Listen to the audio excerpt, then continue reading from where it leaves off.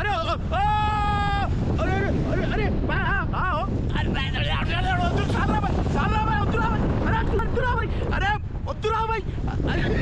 వీడికెన్ని దుంకపోతున్నాం అనమాట మనము పారాషూట్లతోని. మెంటల్ ఉందనుకోర్రి ఖాళీ మనం అయితే ఎక్కబోతున్నా. బబ్బుగాడు ఆల్రెడీ టేక్ ఆఫ్ చేసుకున్నావు. అయ్యా బబ్బు రేయ్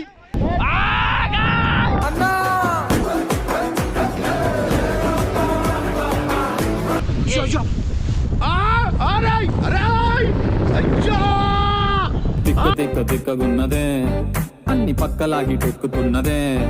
ఒకటి చెప్తా. సో ఫస్ట్ అయితే ఒక మంచి పాట వేసుకో.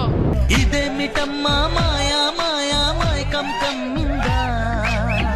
రెండు ఇట్లా తాగినాక పడిపోతుంది. మనం దేవుని దగ్గర బసాల్సిన అంటున్నాం. ఓవర్ అంటున్నావు నడిపిస్తే ఆయన भाई ये गिर गया, इसको इंस्ट्रक्शंस फॉलो नहीं हुआ है.